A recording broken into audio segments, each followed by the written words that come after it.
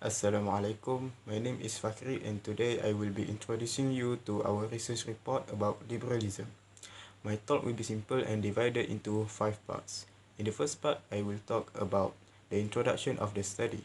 Then in the second part, I am going to talk about problem statement. After that, I will be telling you about our research questions, research objective, and research methodology. So first, Malaysia is an Islamic nation with 61.3% of the population are Muslim, and Islam and liberalism are opposites. This is because liberalism is free, which is mean free to interpret religion. Islam has its references, namely the Quran and the Sunnah.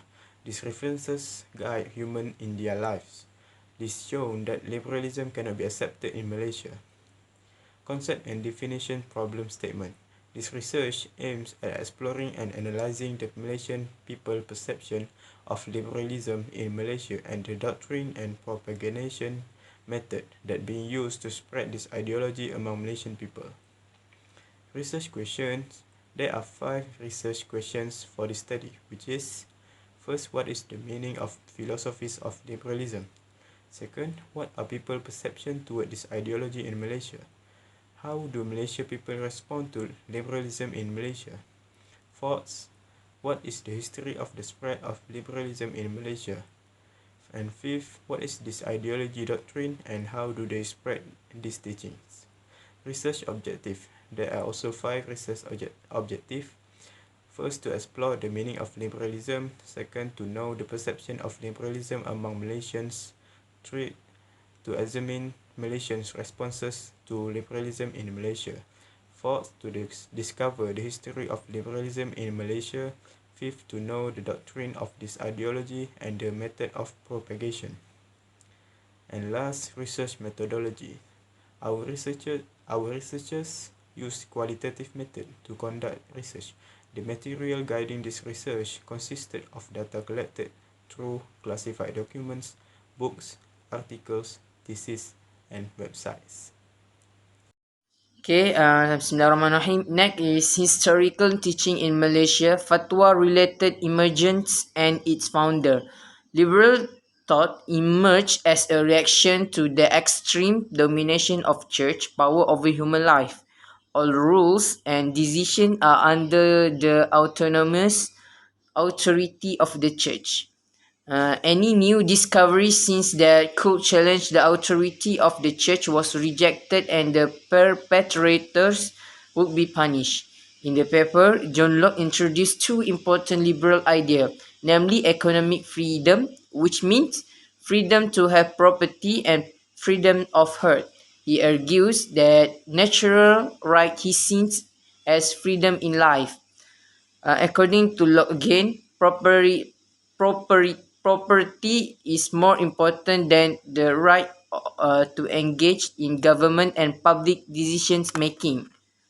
On the initial stage, this thinking revolved around the field of education only and was used as an excuse by the librarians as a measure to liberate the Muslim at the time only blind taqlid. Influenced by the Western way of thinking, finally this Islamic modernism movements succeed in consensually the interactions of the Islamic world with Western civilization. Okay, the danger liberal Islamic thinkers for not presenting themselves as peoples who reject religion, but hiding behind the slogan of the idea of re-examining religion, reinterpreting the Quran, re-evaluating the Sharia and the law of jurisprudence. The fatwa issued by Selangor Islamic Religious Department on liberalism is seized forums in Malaysia, and any individual, organisation or institution that adheres to the ideology of liberalism and religious pluralism is deviant and deviates from the teaching of Islam. Fatwa obtained from the official website of the Islamic Religion Department of the Federal territory, namely the 88th meeting of the Federal Territory Islamic Law Consultative Committee, which met on 19 November 2014, discussed and decided to support the decision of the Fatwa Committee of the National Council for Islamic Religious Affairs Malaysia and outlaw that thought of liberalism and religious pluralism in the federal territories. Next, doctrines of deviant teachings. To begin with, liberalism's focus on basic freedoms as an action and direction, with thusly dismiss every strict understanding in the event that they are in opposition to their reasoning. So liberalism teaching excuse strict power and people are allowed to decipher the Quran and Sunnah as respects any type of strict issues. In addition, liberalism is in accordance with logical discoveries that reason significant contention with attempts to change religion into free basic liberties arranged direction. So liberalism teachings has been irritating the thought of the re-understanding of the Quran without being attached to before interpretations with considered for being not with the congregations. Furthermore, they also critique the Sharia as a legitimate premise, as social liberalism needs to free humankind from different control, which is viewed as the freedom of opportunity of articulation and human will. So liberalism excludes practicing the Islamic strict laws as they would achieve adverse consequences since they were against human essential rights and once more unsatisfactory to be polished these days. Besides that, they proceed to advance and impact the Islamic world when it feels that people should be liberated from Sharia that is believed to be obsolete. So liberalism upholds the liberation, development, or the freedomship of ladies and women's rights. Now it's about propagation methods. To begin with the perception, they adopt positive perceptions that strengthen the West, where they are considered more progressive as they change people's perception of the deteriorating Islam unlike the West.